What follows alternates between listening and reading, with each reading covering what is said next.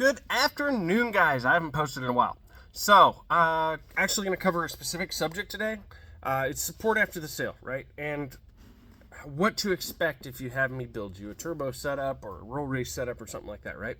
So, support after the sale can only be given if I'm reached out to after the sale.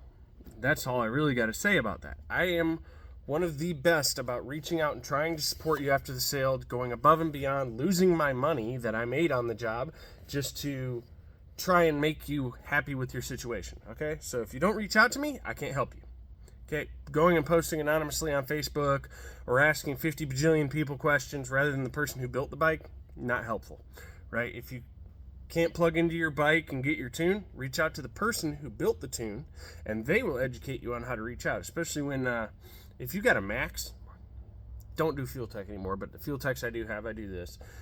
I will reach out and remote access to teach you how to link up to the bike, communicate with the bike, make changes to your tune that you need to make. And I also send you a backup tune and hold a backup tune here in case you accidentally corrupt it.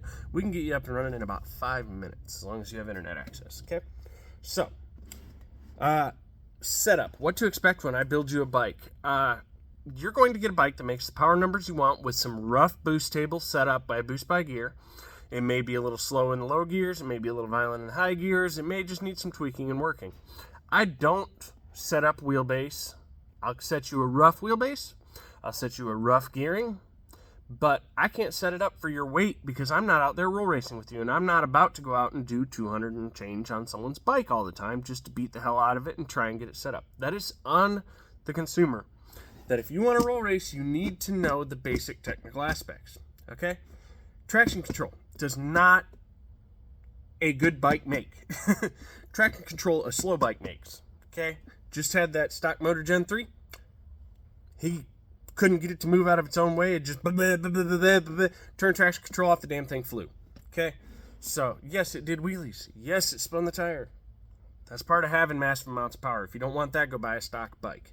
Okay, and even they spin. If you are spinning, this is just going to be a rough rundown, right? If you're out on your turbo bike and it's power wheeling in first or second, turn the boost down. If it's spinning or first or second, turn the gear down. Go to your rear sprocket, drop a couple teeth, or go to your front and go up, which most of you guys, if you get a turbo from me, already has a 19 on the front, so you just need to go down on the rear, right? Like 1938, 1936 is actually a pretty good gear when it comes to a turbo. It's opposite. So if you're going to run 1945, you're an idiot. You're not going to hook on a turbo. It's just going to blister the tire. It's not the same thing. Ignore your 200 horsepower bike. You have 5 now, okay? So you can utilize the power better by gearing. Believe it or not, a turbo will be faster with a taller gear set rather than a shorter ratio. If you're power wheeling, you can try going to longer wheelbase, but you're going to find spinning issues. There's about a 1-inch window in there and about a 2-3 tooth window where you're going to find the sweet spot where you can apply all the freaking power in the world, right? Shinko hookups are not the tire for the street. They aren't. They're a drag tire. You want like Pilot Power 5 with 25 pounds of pressure in it. It's about the sweetest tire combo I've found. You can't rely entirely on electronics. You have to be able to ride. Other things to keep in mind, high performance builds, like my race motors, right? So a lot of the times I'll do the mains super tight and the rods loose, and you'll wind up with some pretty reasonable oil pressure, right? So you'll wind up with, I don't know, cold start at 30, 40 degrees outside. You might have 115, 120 pounds of oil pressure. And if you rev it, you might explode the oil filter. That's part of having high performance. It's not going to behave perfectly like stock. Okay? It's just part of it, right? You might have to warm it up. If your high oil pressure is a concern, we turn the boost down, turn the power down, and we'll go down to a 10W40 oil, and you can rock and roll all day and take off on your ice-cold bike. Max ECUs on Gen 2 Hayabusas and on GSX-R 1000s and such. If you don't have drive-by-wire, you don't have idle air control. So when you go to start it, you might have to hold the throttle for a little bit and give it the high idle that it normally would, because the idle air control valve doesn't work. Okay, the Max is not capable of running it. If you want the Max to run it, we can go to a race, we can make it work. It's a lot of work to make it work.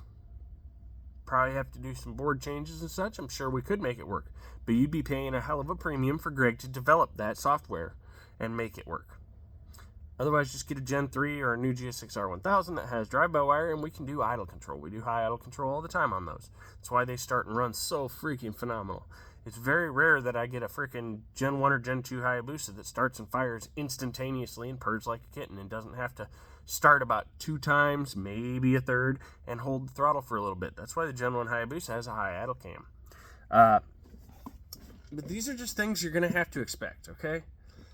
High performance, you sacrifice. So, as the performance level goes up, durability goes down. As the performance level goes up, simplicity goes down. A little less rate when you get into the maxes, but when you get into power commanders and shit, simplicity goes to hell. Okay? So, you're going to have give and take in everything. You will never have a race bike that is perfect on the street or a street bike that is perfect racing. Sacrifices. You have to balance. Okay?